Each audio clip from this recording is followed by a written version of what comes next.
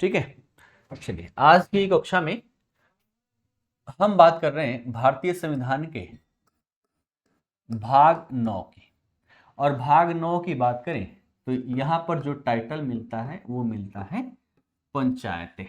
ठीक है, पंचायतें ये हमारे लिए अत्यंत महत्वपूर्ण भाग हो जाता है, क्योंकि गांधी जी का भी कहना क्या है कि भारत जो है वो गांवों में बसता है और सरकार जो है वो शहरों में बसती है ना। गांधी जी का बस एक ही लाइन था कि गांव जो है ना, भारत जो है वो गांवों में बसता है, लेकिन अगर देखा जाए तो सरकार शहरों में रहती है ना। अगर बिहार सरकार की बात करें तो बिहार की राजधानी में, भारत सरकार की बात करें तो भारत की राजधानी में है। तो राजधानी में बैठे हुए लोग जो हैं वो किसी ग्रामीण क्षेत्र के संदर्भ में क्या वहां पर विकास की आवश्यकता है उनको कभी पता नहीं चल पाएगा। इसलिए हमने क्या किया, लोकतंत्र का विकेंद्रीकरण कर दिया, है ना। सरकार का विकेंद्रीकरण यानी कि जमीनी स्तर पर हमारे जो ग्रामीण क्षेत्र के भी लोग हैं वो भी शासन प्रशासन में अपना योगदान दे सके, इसलिए हमारा बहुत ही महत्वपूर्ण हो जाता है।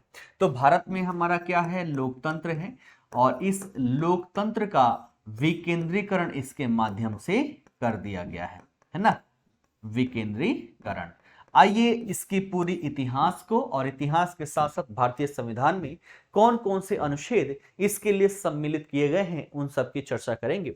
जैसे ग्राम पंचायतों की बात कर ले तो इसके लिए भारतीय संविधान में 243 से लेकर 243 ओ तक आपका वर्णन देखने को मिलता है। साथ ही साथ इसके लिए भारतीय संविधान में एक नया अनुसूची भी जोड़ा गया है ना।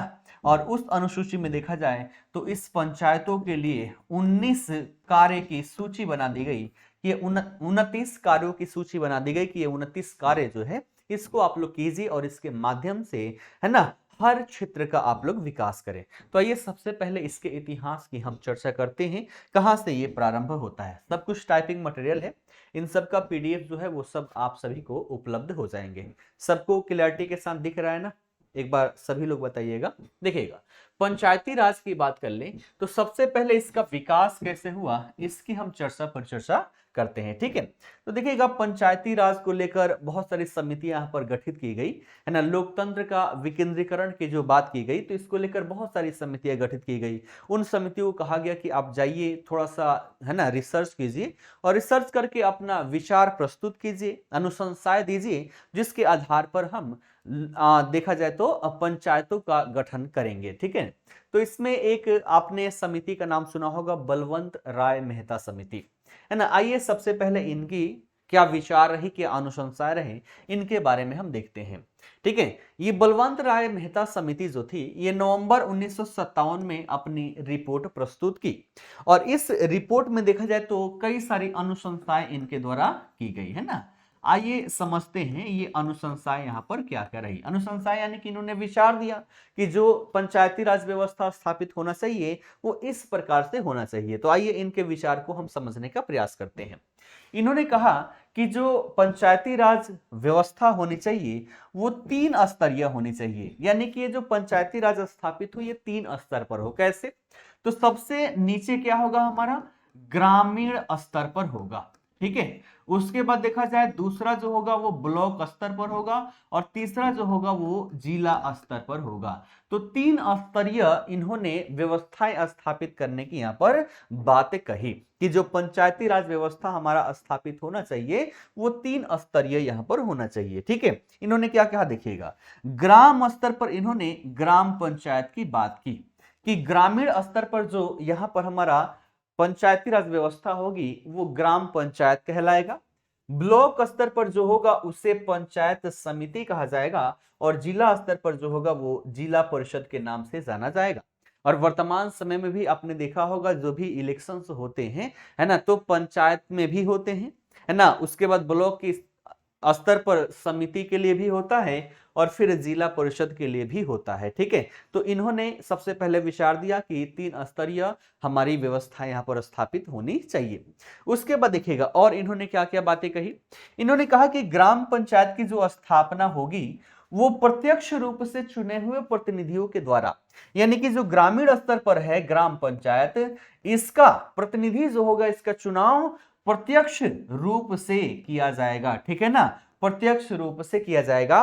जबकि पंचायत समिति और जिला परिषद की हम बात करें तो यहाँ के जो प्रतिनिधि होंगे इनको अप्रत्यक्ष रूप से चुने हुए सदस्यों के द्वारा इसका गठन किया जाएगा। यानी कि इसका अभी भी हम वोटिंग देने जाते हैं तो मुखिया के चुनाव में हम वोट देते हैं और फिर इनके द्वारा देखा जाए, है ना, तो इन सबका, ठीक है, इनका चुनाव कैसे होता है, उनका चुनाव कैसे होता है, ये सब हम बातचीत करेंगे। ठीक है, एक एक चीज पर अभी समिति ने क्या क्या अनुशंसाएं की इसकी हम बातचीत करते चल रहे हैं।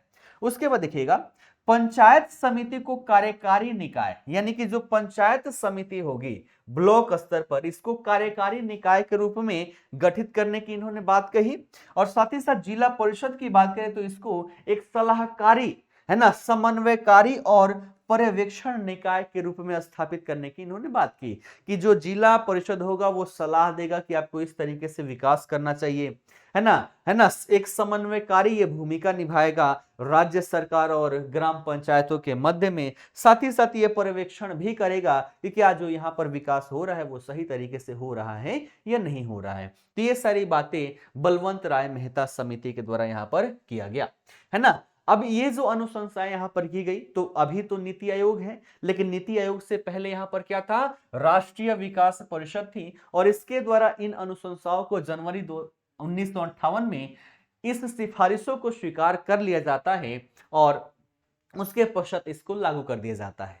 कई बार प्रश्न पूछा गया है कि भारत का कौन सा ऐसा राज्य है जिस राज्य में सबसे पहले पंचायती राज व्यवस्था स्थापित किया गया। ध्यान रखिएगा, देश का राजस्थान ऐसा राज्य रहा जहां पर पंचायती राज व्यवस्था जो है सबसे पहले स्थापित किया गया और यहाँ का भी एक जिला रहता है नागौर जिला। कब, तो 2 अक्टूबर 1958 को इसकी स्थापना की जाती है, उस समय के तत्कालीन प्रधानमंत्री जी के द्वारा। ठीक है, तो ये बातें ध्यान में रखिएगा।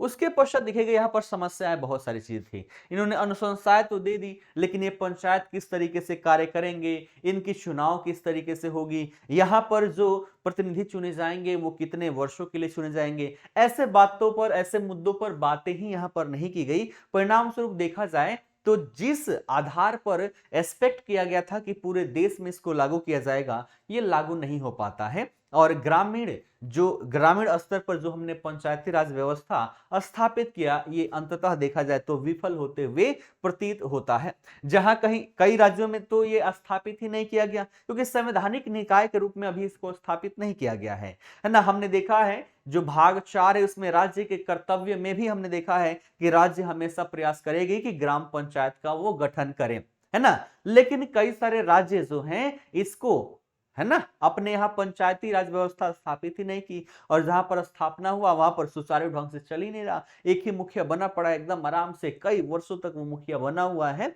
ना, उसको ना अपने अधिकार के बारे में पता है ना कुछ भी। तो इस तरीके से हमारा अंततः ये विफल रहा। अब इस विफलता को समाप्त करने के लिए भी बहुत सारे यहाँ पर समिति गठित की गई। कहा गया कि भैया देखिए, पंचायती राज व्यवस्था जो हमने लागू किया हुआ है ये आखिर अंततः क्यों यहाँ पर विफल रहा है, ठीक है ना। तो फिर यहाँ पर विभिन्न प्रकार के देखा जाए तो समिति का भी आयोजन किया गया।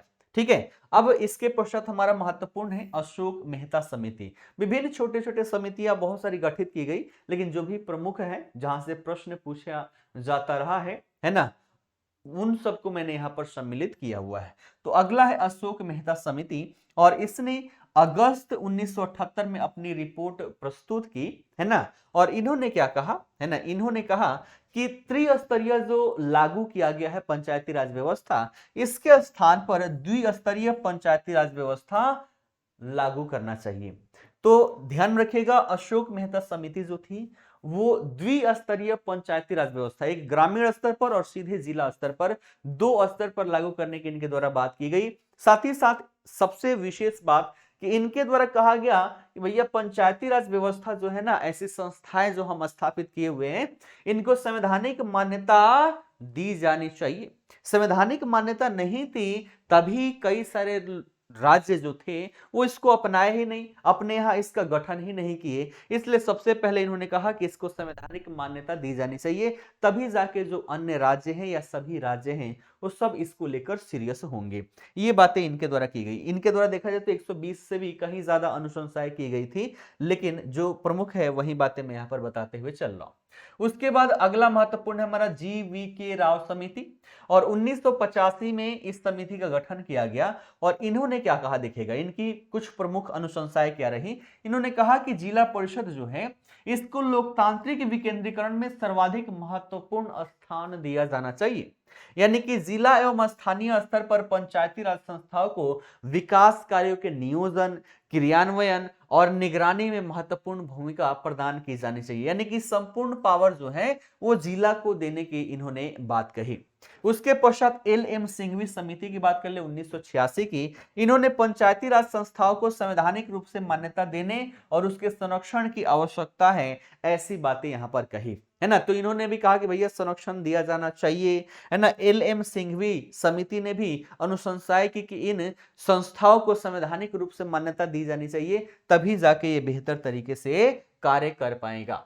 फिर यहां पर देखिए थुंगन समिति 1988 में, और इन्होंने क्या कहा देखिएगा, इन्होंने अनुशंसाएं की कि पंचायती राज संस्थाओं को संवैधानिक मान्यता प्राप्त होनी चाहिए, यानी कि हर जितनी भी समिति यहां पर गठित की गई, हर एक समिति ने कहा कि पंचायती राज व्यवस्था को एक संवैधानिक दर्जा दिया जाना चाहिए, इसके लिए उपबंध जो है भारतीय संविधान में सम्मिलित किए जाने चाहिए।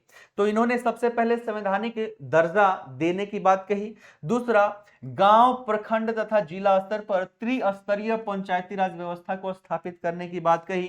पंचायती राज संस्था जो होगी इसका कार्यकाल जो है निश्चित होना चाहिए, क्योंकि कई ऐसे क्षेत्र थे जहां पर कार्यकाल का कोई मतलब ही नहीं था, एक बार गठित हो गया बस वहीं चलाए जा रहे हैं कार्यकाल 20 वर्ष 25 वर्ष, है ना। मुखिया आराम से वहां पर मुखिया है, कार्यकाल कोई भी निश्चित नहीं था। इन्होंने कहा कि भैया इसकी कार्यकाल निश्चित होनी चाहिए, है ना, और इसकी कितनी कार्यकाल होनी चाहिए, 5 वर्षों की होनी चाहिए।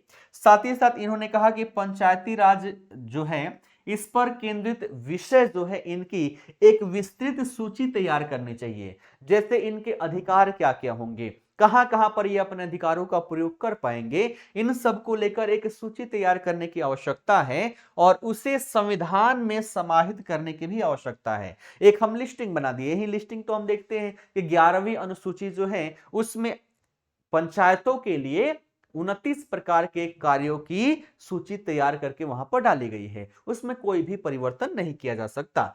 साथ ही साथ इन्होंने क्या कहा कि पंचायती राज के तीनों स्तरों पर जनसंख्या के हिसाब से आरक्षण भी होना चाहिए, महिलाओं के लिए भी आरक्षण होना चाहिए। तो हम देखेंगे आगे चलकर कि यहाँ पर SC, है ना, ST और महिला जो है तीनों के लिए आरक्षण है। और ये पंचायती राज व्यवस्था है, यहाँ पर महिलाओं का आरक्षण तो भैया फिक्स है कि वहां पर महिलाएं ही होगी। साथ ही साथ ये क्या होता है, तो टर्न वाइज होता है, जैसे आपने अपने क्षेत्र में देखा होगा कि कई कई ऐसे क्षेत्र हैं जहां पर SC ST ही चुनाव लड़ेंगे, 2 बार 3 बार 4 बार तक वही लड़ेंगे, उसके बाद से फिर से वहां पर सारे जाति के लोग, है ना, प्रतिनिधि के रूप में सम्मिलित हो सकते हैं। तो ये सारी चीजें यहां पर देखने को मिली, ठीक है। उसके पश्चात देखा जाए गॉडगिल समिति की अगर हम बात करें 1988 की ही, तो इन्होंने क्या कहा, इन्होंने भी कहा कि ये जो पंचायती राज संस्था है इनको संवैधानिक दर्जा दिया जाना चाहिए, गांव, प्रखंड और जिला स्तर पर त्रिस्तरीय पंचायती राज होना चाहिए, पंचायती राज संस्थाओं का कार्यकाल 5 वर्ष सुनिश्चित कर दिया जाना चाहिए, पंचायती राज संस्थाओं को कर लगाने, वसूली करने तथा उसको जमा करने का अधिकार होना चाहिए, और एक राज्य वित्त आयोग की स्थापना होना चाहिए जो पंचायतों को वित्त का आवंटन करे। तो ये सारी यहां पर देखा जाए गॉडगिल समिति के द्वारा यहां पर विभिन्न अनुशंसाएं की गई। फाइनली देखा जाए अब बार बार जितनी भी समिति थी, हर समिति के द्वारा यही कहा गया कि पंचायती राज व्यवस्था को संवैधानिक दर्जा प्राप्त होना चाहिए, और संवैधानिकरण के लिए अब प्रयास यहां पर चालू हो गया। और फाइनली देखें तो PV नरसिम्हा राव के प्रधानमंत्रित्व काल में सितंबर 1991 में लोकसभा में एक संविधान संशोधन विधेयक प्रस्तुत किया गया, जो अंततः 73वें संविधान संशोधन अधिनियम 1992 होगा, यहाँ पर 1992 के रूप में पारित हुआ, और 24 अप्रैल 1993 को ये प्रभाव में आ गया। और इसके माध्यम से जो पंचायती राज व्यवस्था पहले संवैधानिक दर्जा प्राप्त किए हुए नहीं थी, अब उसको संवैधानिक दर्जा प्राप्त हो गया, और साथ ही साथ इससे संबंधित जो प्रावधान है इन प्रावधानों को भारतीय संविधान में भी सम्मिलित किया गया। ठीक है, क्लियर है यहां तक?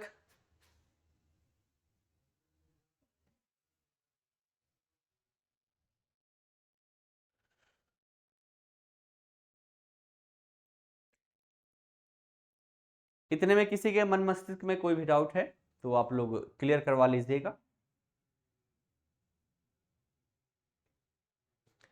ठीक है, यहां तक बढ़े आगे। अब देखिए, अब बात करें 73वां संविधान संशोधन अधिनियम 1992 जो है, इसमें क्या क्या बातें की गई देखिएगा। इस अधिनियम के तहत भारतीय संविधान में एक नया खंड जोड़ा गया, ठीक है, भाग 9 जोड़ा गया,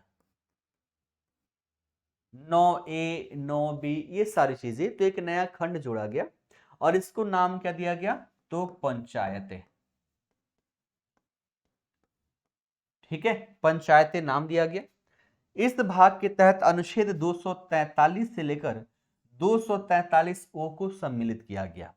इस अधिनियम के तहत संविधान में एक नई कौन सी, तो 11वीं अनुसूची भी जोड़ी गई है ना, 11वीं सूची यहां पर जोड़ी गई, ध्यान में रखिएगा। और इसमें पंचायतों के जो 29 कार्यकारी विषय वस्तुएं हैं, इन कार्यकारी विषय वस्तुओं को यहां पर सम्मिलित किया गया है। तो इस संविधान संशोधन के माध्यम से क्या हुआ, एक नया खंड जोड़ा गया जिसको पंचायतें नाम दिया गया। अनुच्छेद 243 को विस्तारित करके 243 ओ तक कर दिया गया और साथ ही साथ 11वीं अनुसूची जो है वो इस संशोधन अधिनियम के माध्यम से जोड़ा गया। ठीक है, अब आइए इससे संबंधित जो अनुच्छेद है, इन अनुच्छेदों की हम चर्चा करते हुए चलते हैं। ठीक है, तो देखिएगा, सबसे पहले अनुच्छेद 243 की बात करें तो यहां पर कुछ परिभाषाओं की बात की गई है। किसकी परिभाषा, तो सबसे पहले जिला। जिला का मतलब, तो जो हमारा वर्तमान में जो जिला है उसका मतलब जिला ही होगा। ठीक है, उसके बाद अगला यहां पर क्या है, ग्राम सभा। ग्राम सभा का मतलब क्या हुआ, तो उस गांव में, यानी कि जिस ग्राम सभा की हम बात कर रहे हैं उस गांव में जितने भी लोग हैं जिनका नाम वोटर लिस्ट में दर्ज हैं, वो सब के सब ग्राम सभा के सदस्य होंगे। और गांव में देख लीजिए, इसको लेकर जागरूकता है ही नहीं। जो भी मुखिया है, मुखिया के पास जो भी फंड होता है, उस फंड को कहां पर खर्च किया जाए, ये खर्च करने के लिए ग्राम सभा का आयोजन किया जाता है, बैठक बुलाई जाती है। और उस बैठक में गांव का हर एक वो व्यक्ति जो उस गांव के निर्वाचन क्षेत्र के अंतर्गत है ना, उसके पास वोटर लिस्ट है, वोटर लिस्ट में वो दर्ज है, वो हर एक व्यक्ति इसमें सम्मिलित हो सकता है। तो जो भी फंड आता है उस फंड पर सबसे पहले एक बैठक की जाती है ग्राम सभा की। उसमें देखा जाए तो डिस्कशन किया जाता है कि इस फंड को कहां पर खर्च करने की आवश्यकता है, तत्पश्चात कोई कार्य किया जाता है। लेकिन वर्तमान में किसी को जागरूकता ही नहीं है ना, ग्राम सभा के बारे में पता तो सब है लेकिन सदस्य है या नहीं है उनको पता ही नहीं। तो ऐसी स्थिति में मुखिया और 2-4 लोग मिलकर पूरा फैसला ले लेते हैं कि कहां पर इसको खर्चे करने हैं, और आधा या कुछ धन जो है यहां पर घपले भी कर दिए जाते हैं। तो ग्राम सभा की परिभाषा हो गई। उसके बाद मध्यवर्ती स्तर का मतलब क्या हुआ, तो जिला और ग्राम के मध्य में जो ब्लॉक लेवल का है इसी को मध्यवर्ती स्तर कहा जाएगा। इसका मतलब यही हुआ, ये परिभाषा दिया गया है। पंचायत का मतलब, तो पंचायत का मतलब वो यहां पर डिफिनेशन दिया गया है कि पंचायत क्या है, एक प्रकार की स्वायत्त शासन व्यवस्था है। पंचायत क्या है, तो एक प्रकार की स्वायत्त शासन की कोई संस्थान है जिसका गठन अनुच्छेद 243 ख के अर्थात 243 बी के अधीन किया गया है। ठीक है, तो इसका मतलब क्या हुआ, पंचायत हुआ। पंचायत क्षेत्र की बात करें तो इसका मतलब क्या हुआ, तो उस पंचायत का जो प्रादेशिक क्षेत्र है उसका मतलब पंचायत क्षेत्र होगा। उसके बाद जनसंख्या और गांव, इन सब का डिफिनीशन आपको अनुच्छेद 243 में दिया गया है। ठीक है, अब देखिएगा यहां पर और क्या क्या विस्तारित किया गया है। तो अनुच्छेद 243 ए जो है ये ग्राम सभा के संदर्भ में है ना। ग्राम सभा की शक्तियां क्या है देखिएगा, ग्राम सभा जो है ये ग्राम स्तर पर ऐसी शक्तियों का प्रयोग और ऐसे कृत्य का पालन कर सकेगी जो किसी राज्य के विधानमंडल द्वारा विधि द्वारा उपबंधित किए जाएं। यानी कि ग्राम सभा जो है ना, इसके पास भी पावर है, और ये पावर देने की क्षमता कौन रखता है, तो उस राज्य का विधानमंडल। अगर हम बिहार की बात करें तो बिहार के विधानमंडल के द्वारा अगर जो भी शक्तियां देनी चाहिए वो सारी शक्तियां दे सकती है उस ग्राम सभा को, कि इस ग्राम सभा के द्वारा क्या क्या कार्य संपादित किए जा सकते हैं। अनुच्छेद 243 बी की बात करें तो ये पंचायतों के गठन की बात करता है और बीपीएससी में देखिएगा यहां से प्रश्न पूछे गए हैं, है ना। तो ध्यान रखिएगा, कभी भी प्रश्न पूछा जा सकता है कि पंचायतों के गठन की बात निम्न में से किस अनुच्छेद में देखने को मिल जाती है। इसमें से एक प्रश्न तो बार बार पूछे जाते हैं, ध्यान रखिएगा। तो ये सारी चीजें जो लाल वाला है ये तो याद रखने ही रखने हैं। ग्राम सभा के बारे में चर्चा परिचर्चा 243 ए में है। 243 बी में पंचायतों के गठन की बात की गई है और क्या बातें कही गई है देखिएगा। तो इसका उपखंड 1 कहता है कि प्रत्येक राज्य में ग्राम, मध्यवर्ती और जिला स्तर पर पंचायतों का गठन किया जाएगा, यानी कि 3 स्तरीय पंचायतों का गठन किया जाएगा। लेकिन ध्यान में रखिएगा ये 3 स्तरीय कहां होगा, जहां पर 20 लाख से ज्यादा जनसंख्या आपको देखने को मिल जाती है ना। उपखंड 2 में एक बात यहीं पर जोड़ी गई है ना। पहले ये पढ़िएगा फिर इसी से जुड़ाव इसका है। प्रत्येक राज्य में ग्राम, मध्यवर्ती और जिला स्तर पर पंचायतों का गठन किया जाएगा, परंतु मध्यवर्ती स्तर पर पंचायत का गठन उस राज्य में नहीं किया जा सकेगा जिसकी जनसंख्या 20 लाख से अधिक नहीं है। तो जो छोटे राज्य है जिसकी जनसंख्या 20 लाख से कम है वहां पर द्विस्तरीय हो जाएगा और जहां पर 20 लाख से ज्यादा है वहां पर 3 स्तरीय पंचायतों का गठन किया जाएगा। ऐसा उपबंध आपको अनुच्छेद 243 बी में देखने को मिल जाता है। आगे देखिएगा 243 सी की बात करें तो ये पंचायतों की संरचना की बात करता है। पंचायतों की संरचना कैसे होगी देखिएगा।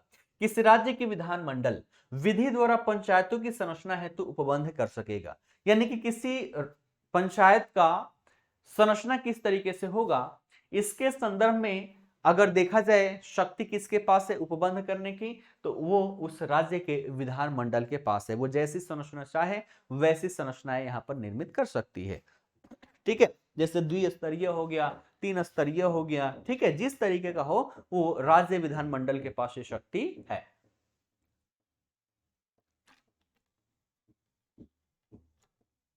ठीक है। उसके पश्चात देखिएगा किसी पंचायत के सभी स्थान, यानी कि जितने भी स्थान होंगे, चाहे पंच का हो, सरपंच का हो, ठीक है, वार्ड का हो, पंचायत के मुखिया का हो, जितने भी पद होंगे, किसी पंचायत के सभी स्थान जो हैं, इन स्थानों का पंचायत क्षेत्र के प्रादेशिक निर्वाचन क्षेत्र जो है यहां से प्रत्यक्ष निर्वाचन के द्वारा चुने हुए व्यक्तियों से भरे जाएंगे। जब भी आप वोट देने जाते होंगे, एक वोट पंच का देते होंगे, एक सरपंच का देते होंगे, एक वार्ड मुखिया का देते होंगे, एक मुखिया का देते होंगे, तो जितने भी ये पद है सब के सब प्रादेशिक निर्वाचन क्षेत्र से जो प्रत्यक्ष निर्वाचन है, इस प्रत्यक्ष निर्वाचन के द्वारा जो व्यक्ति चुने जाएंगे उनके द्वारा इस स्थान को भरा जाएगा।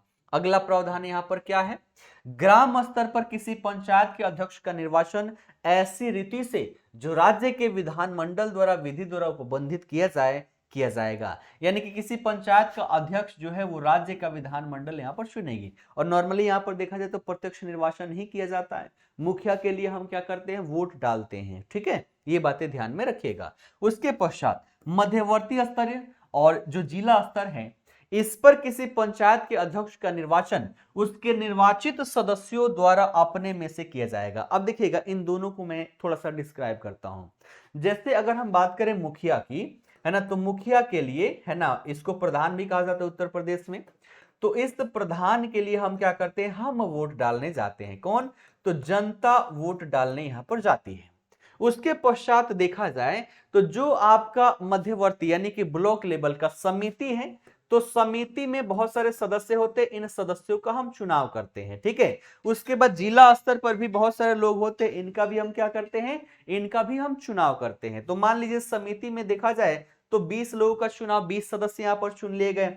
जिला लेवल पर देखा जाए तो मान लीजिए यहाँ पर 50 सदस्य चुन लिए गए।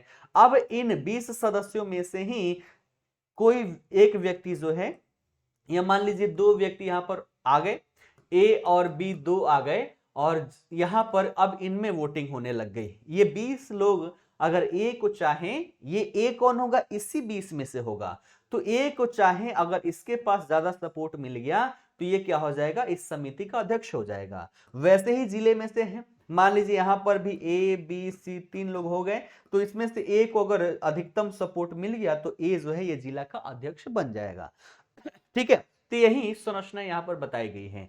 तो पंचायत का जो अध्यक्ष है, मुखिया जो है, उसके लिए जनता क्या करती है, वोट करती है। उसके बाद हम यहाँ पर इनके अध्यक्ष का नहीं, हम इनके सदस्यों का चुनाव करते हैं, समिति के सदस्य का चुनाव करते हैं, जिला परिषद के सदस्यों का चुनाव करते हैं, और फिर ये सदस्य जो चुन लिए जाएंगे, इन्हीं में से जो भी चाहे सब मिलकर एक व्यक्ति को अध्यक्ष निर्वाचित कर दिया जाएगा। लेकिन इसका कितने बड़े स्तर पर, है ना, मतलब धांधली यहां पर की जाती है।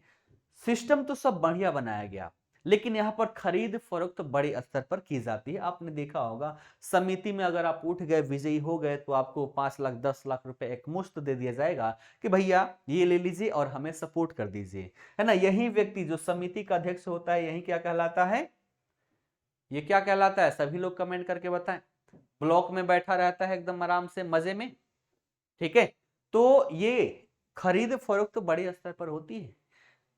तो खरीद फरोख्त के लिए जब वो व्यक्ति यहाँ पर पैसे लगाएगा, तो फिर विकास करेगा समाज का या फिर अपना, है ना, ये आप लोग समझ सकते हैं। तो सिस्टम तो बहुत बढ़िया बनाया गया है, लेकिन यहाँ पर देखा जाए तो बड़े स्तर का घपला भी देखने को मिल जाता है। तो आशा करता हूँ समिति के अध्यक्ष और जिला के अध्यक्ष कैसे चुने जाते हैं आप लोग अच्छे से समझ गए होंगे, ठीक है। आइए अब बात करते हैं अनुच्छेद 243 डी।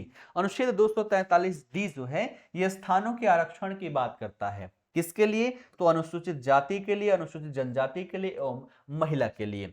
जैसे कि मान लीजिए, है ना, ये क्षेत्रगत तरीके से, जैसे होता है ना, रोटेशन में आएगा। रोटेशन में किस तरीके से, तो ऐसे समझने का प्रयास कीजिएगा। मान लीजिए कोई भी यहाँ पर पंचायत है ना, कोई भी पंचायत है, तो यहाँ पर मान लीजिए जनसंख्या के हिसाब से गणना कर लिया गया, है ना, कि मान लीजिए 1/3 जनसंख्या जो है ये क्या है, यहाँ पर एसटी है।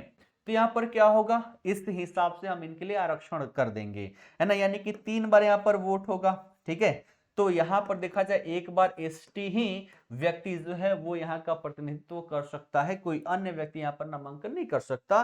बाकी जो 2 बार है इसमें सभी लोग जो है वहां पर नामांकन करेंगे। मान लीजिए 1/3 यहाँ पर एसटी है, 1/3 यहाँ पर एससी है, तो ऐसी स्थिति में क्या होगा कि एक बार एसटी के लिए यहाँ पर रिजर्व रहेगा, एक बार एससी के लिए रिजर्व रहेगा, और एक ही बार होगा जब सभी जाति के लोग यहाँ पर प्रतिनिधि के रूप में उठ सकते हैं। तो इस प्रकार का यहाँ पर रोटेशनल तरीके से क्या होता है, इनके लिए आरक्षण होता है ना। उसके पश्चात महिलाओं की बात कर लें तो कम से कम 33% जो सीटें जो हैं ये महिलाओं के लिए आरक्षित कर दिया गया है ना। 50% भी बिहार में देखने को मिल जाता है। तो 33% कम से कम यहाँ पर आरक्षण की बात की गई है। और बिहार की बात करें तो बिहार में 50% महिलाओं के लिए ये सीटें आरक्षित रखी गई है, ठीक है। ये बातें यहां पर ध्यान में रखिएगा। तो आशा करता हूं ये 243 डी जो है ये समझ में आ गया होगा, ये स्थानों का आरक्षण है, ठीक है। उसके पश्चात देखिएगा, आगे देखें, अनुच्छेद 243 ई जो है ये पंचायतों की अवधि की बात करता है। पंचायतों की अवधि देखिएगा, जो भी रिसर्च किया जा रहा है ना वो पहले पंचायतों पर ही किया जाता है और तब जाके राज्य स्तर पर और केंद्रीय स्तर पर इसको लागू किया जाता है। आइए एक बार अवधि को समझाने का प्रयास करता हूं। 243 ई, ठीक है, ये पंचायतों की अवधि की बात की जा रही है, ठीक है। ध्यान रखिएगा, पंचायतों की अवधि नॉर्मल स्थिति में कितना होगा, 5 वर्ष होगा। लेकिन 5 वर्ष से पहले भी इनको विघटित किया जा सकता है। ये बात कितने लोगों को पता है? जो पंचायती राज व्यवस्था है इसको 5 वर्ष की अवधि से पहले भी विघटित किया जा सकता है। जैसे मान लीजिए गांव में क्या मानसिकता बनी रहती है कि एक व्यक्ति यहाँ पर मुखिया में उठा और वो व्यक्ति मुखिया बन गया, अब सोचता है कि अगले 5 वर्ष तो भैया हमारा ही राज है। ध्यान रखिएगा, 5 वर्ष तक इसका कभी भी राज नहीं चल सकता। अगर वहां की जनता इस मुखिया से संतुष्ट नहीं है तो वहां पर जितने भी निर्वाचन क्षेत्र में उपस्थित जितने भी लोग हैं वो 2/3 बहुमत के माध्यम से इस मुखिया की मुखियागिरी जो है वो समाप्त कर सकते हैं। ये बातें ध्यान में रखिएगा, ठीक है। तो नॉर्मल कंडीशन में 5 वर्ष तक की इसकी अवधि रहती है, लेकिन इससे पहले भी इसको विघटित कर दिया जा सकता है। अब मान लीजिए कोई पंचायत है जिसको 2 वर्ष के पश्चात क्या कर दिया गया, विघटित कर दिया गया।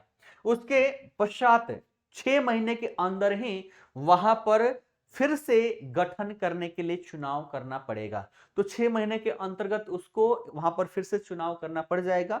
और बचा हुआ जो समय है ना, मान लीजिए यहाँ पर 3 वर्ष बचा हुआ है, तो अगला यहाँ पर मुखिया जो बनेगा वो अगले 3 वर्ष के लिए बनेगा। ये बात भी ध्यान में रखिएगा। तो 243 ये पंचायतों के अवधि से संबंधित है। नॉर्मल कंडीशन में इसकी अवधि 5 वर्ष की होती है, लेकिन 5 वर्ष से पहले भी 2/3 बहुमत के आधार पर इसको विघटित किया जा सकता है। विघटन के पश्चात अगली जो यहाँ पर पंचायत गठित की जाएगी वो बचे हुए समय काल के लिए ही की जाएगी, क्योंकि एक साथ ही हर जगह इसका चुनाव किया जाता है। तो 5 वर्ष किया जाएगा तो इसका तो हमेशा के लिए सिस्टम ही बदल जाएगा। इसलिए हमने सिस्टम क्या रखा कि बची हुई जो अवधि है उतनी अवधि के लिए ही दूसरा पंचायत यहाँ पर गठित होगी। तो ये आपको अनुच्छेद 243 में वर्णन देखने को मिलता है। तो आशा करता हूं अनुच्छेद 243 समझ में आ गया होगा। नॉर्मल कंडीशन में 5 वर्ष, उसके पहले भी विघटित किया जा सकता है, और विघटन के पश्चात अगर कोई दूसरा गठन किया जाएगा पंचायतों का 6 महीने के अंतर्गत निर्वाचन हो जानी चाहिए, है ना। ये यहाँ पर विशेष रूप से फोकस किया गया है इस बात पर, और बचे हुए अवधि के लिए ही गठित की जाएगी। ये बातें ध्यान में रखिएगा।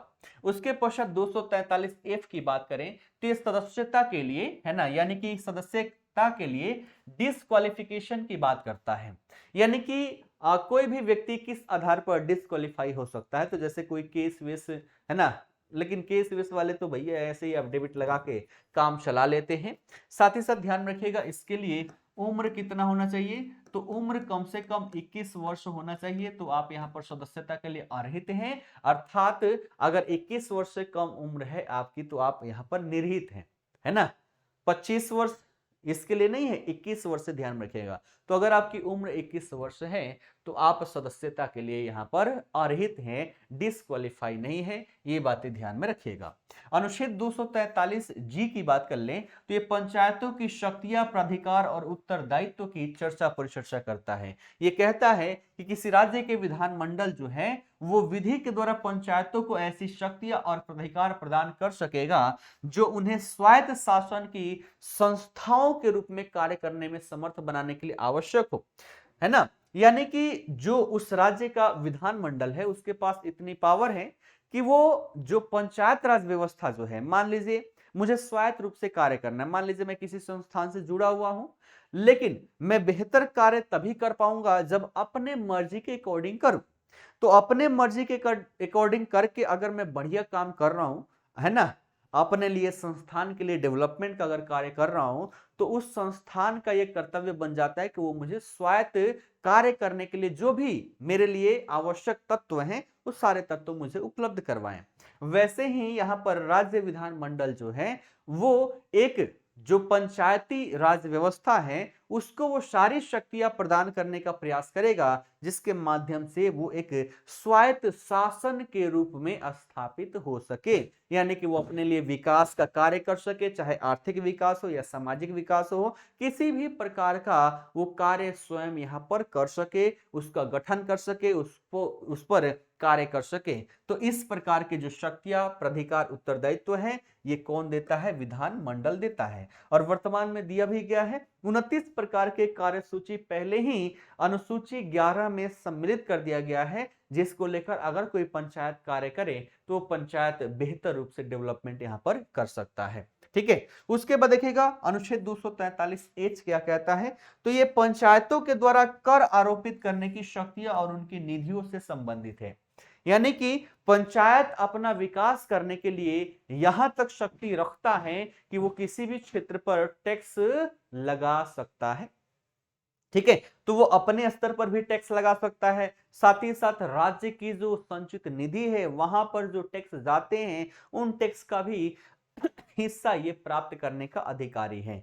तो राज्य जो है ना, उसके द्वारा टैक्स तो लिया ही जाएगा, पंचायत जो है ये भी कर आरोपित कर सकती है और उससे अपनी इनकम को जनरेट कर सकती है, कर लगा सकती है, फाइन लगा सकती है। अभी कुछ दिन पहले ही आप सभी को करंट अफेयर में पढ़ाया भी था कि एक जो पंचायत है वहां पर फाइन लगा दिया गया शराबबंदी को लेकर, है ना, शराबबंदी को लेकर, और उससे देखा जाए तो 2 रोडों का पुनरुद्धार भी उसके द्वारा किया गया। तो ऐसे अधिकार भी पंचायतों के पास देखने को मिल जाती है। उसके पश्चात देखिएगा अनुच्छेद 243 एल की बात कर ले तो 243 एल कहता है कि पंचायती राज व्यवस्था जो है ये संघ राज्य क्षेत्रों के लिए भी लागू होंगे और ये वैसे क्षेत्रों में वैसे यूटीज में लागू होंगे जहां पर विधान परिषदें जो है ना, विधान सभाएं जो है, विधानमंडल कार्यरत हैं।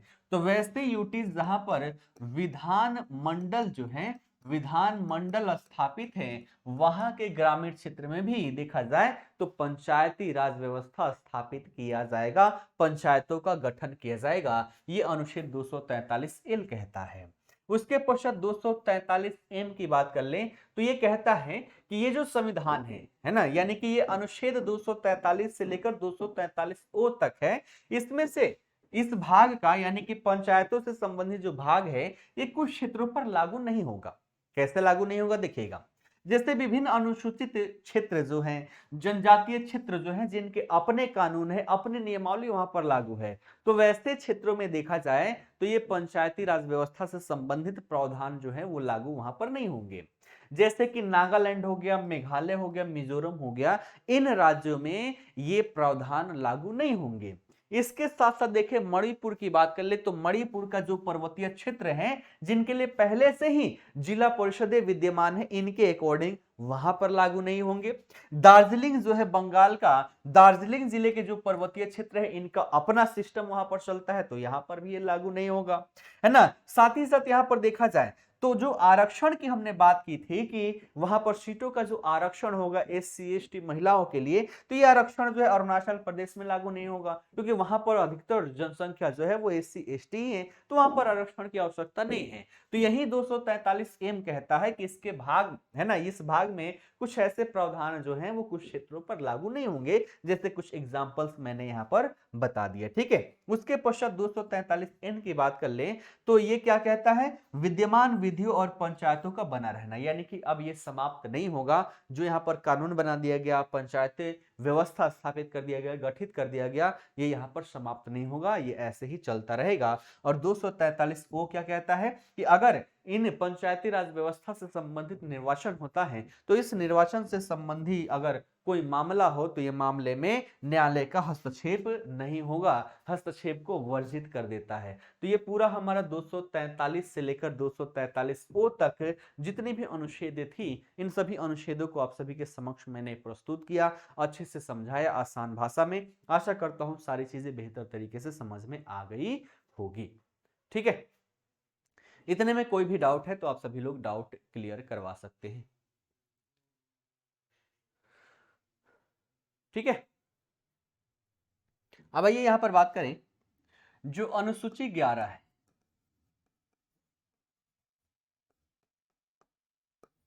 इस 11वीं अनुसूची में पंचायतों को कितनी, तो पंचायतों को 29 विषय सौंपे गए हैं। इन विषयों से संबंधित विभिन्न कार्य करने की क्षमता रखते हैं। और गांव में देखिएगा जो मुखिया बन जाते हैं, पढ़े लिखे तो होते नहीं हैं, उनको तो 29 कार्य पता भी नहीं होता है कि 29 कार्य ये है क्या क्या जो मेरे अधिकार क्षेत्र में आता है, ठीक है। देखिएगा यहाँ पर बहुत सारे कार्य हैं, ठीक है। बहुत सारे कार्यों में देखा जाए तो जैसे गांव है तो गांव में कृषि हो गया और कृषि से संबंधित जो विभिन्न कार्य हो गए, जैसे भूमि है ना, तो भूमि सुधार लागू करना, भूमि का संगठन करवाना। जैसे होता है ना कि गांव में देखा जाए तो मान लीजिए एक परिवार है, एक परिवार में बहुत सारे लड़के हो गए, आगे चलकर इनमें विभाजन हुआ, उनका भूमि भी खंडित हो गया, फिर उनके लड़के हुए, उनके भूमि का खंडन हो गया, तो किसी का थोड़ा यहाँ थोड़ा वहां थोड़ा वहां है। मुखिया के पास इतना पावर है कि उन सभी भूमि को जो थोड़ा यहाँ वहां है एक जगह संगठित करने का अधिकार वो रखता है। लेकिन अगर मुखिया को बोल दीजिए कि ऐसा काम है, बोलेगा हाँ ये तो हमारे काम में आता ही नहीं है, पता ही नहीं है, तो कहां से आएगा। कृषि हो गया। उसके पश्चात दूसरा देखें तो यहाँ पर सिंचाई हो गया, है ना, सिंचाई से संबंधित भी इसके पास अधिकार है, तालाबों का निर्माण कर सकता है, नहरों से सिंचाई व्यवस्था, है ना, तो विभिन्न प्रकार के सिंचाई से संबंधित भी अधिकार यहाँ पर रखता है, ठीक है। इसके पश्चात देखें तो यहाँ पर पशुपालन से संबंधित, है ना, पशुपालन हो गया। पशुपालन के अलावे यहाँ पर देखें तो मत्स्य पालन भी हो गया, मत्स्य पालन भी हो गया, ठीक है। पशुपालन के अंतर्गत और भी देखा जाए तो इसमें और क्या क्या डाल सकते हैं, तो दुग्ध उत्पादक पशुपालन में ही आएगा। तो यहाँ पर पशुपालन हो गया, दूध से संबंधित व्यवसाय हो गया, मत्स्य पालन हो गया, ये इसमें आ जाएगा। ठीक है, मत्स्य उद्योग हो गया। तो विभिन्न प्रकार के कार्य यहाँ पर देखने को मिलती है। गांव से संबंधित जो कम्युनिकेशन के साधन है, यानी कि सड़कों का निर्माण करना, पुलिया टूट गया तो पुलिये का निर्माण करना, ये सभी जिम्मेदारी किसकी, तो एक मुखिया के अंतर्गत ही देखने को मिल जाती है। यहाँ तक कि पीने का शुद्ध जल जो है ये आपको मुखिया प्रोवाइड करवाएगा, जिस तरीके से जैसे कि ग्रामीण क्षेत्रों में चापाकल दे दिया जाता है ना। उसके साथ साथ देखा जाए तो जो हमारे यहाँ पर बिजली है, बिजली के लिए भी मुखिया यहाँ पर जिम्मेदार है। बिजली की व्यवस्थाएं आप तक पहुंचे, इसके लिए भी मुखिया यहाँ पर जिम्मेदार है। उसके पश्चात ऊर्जा में देखें तो गैर नवीकरणीय ऊर्जा, गैर नवीकरणीय ऊर्जा की व्यवस्था भी आपके लिए करवाता है। जैसे होता है ना, लाइटें लगा दी जाती है, सोलर पैनल आपको प्रोवाइड करवा दिया जाता है, तो ये गैर नवीकरणीय ऊर्जा जो है ये भी मुखिया यहाँ पर उपलब्ध करवा सकता है। तो विभिन्न प्रकार के हैं। यहाँ तक कि अपने क्षेत्र में बाजार भी लगवा सकता है और इस बाजार से टैक्स ये वसूली कर सकता है। उसके साथ साथ मेले व त्योहार जो है, मेले व त्योहार का आयोजन भी कर सकता है और यहाँ पर भी टैक्स वसूली कर सकता है। मेले त्योहार से क्या होता है कि जो अर्थव्यवस्था है उसमें आर्थिक लेन देन किया जाता है। जैसे कुछ लोग कुछ बेचने के लिए जाएंगे तो कुछ लोग खरीदने के लिए जाएंगे, तो ये आर्थिक लेन देन होता है। तो ऐसे विभिन्न प्रकार के 29 प्रकार से भी अधिक कार्य जो हैं वो इनके अधिकार क्षेत्र में देखने को मिल जाता है। तो ऐसे बहुत सारे हैं, 29 कार्यों की सूची है। सारे कार्यों की सूची में यहाँ पर नहीं बताऊंगा, अगर देखना है तो आप 11वीं अनुसूची जो है उसको खोलकर देख लीजिएगा। ठीक है, तो इतनी सारी चीजें हमने यहाँ पर देखा। इससे संबंधित अगर किसी के मन मस्तिष्क में कोई भी प्रश्न उठता है तो अभी प्रश्न आप लोग कर लीजिएगा। मैं यहाँ पर 1-2 मिनट उपस्थित हूँ।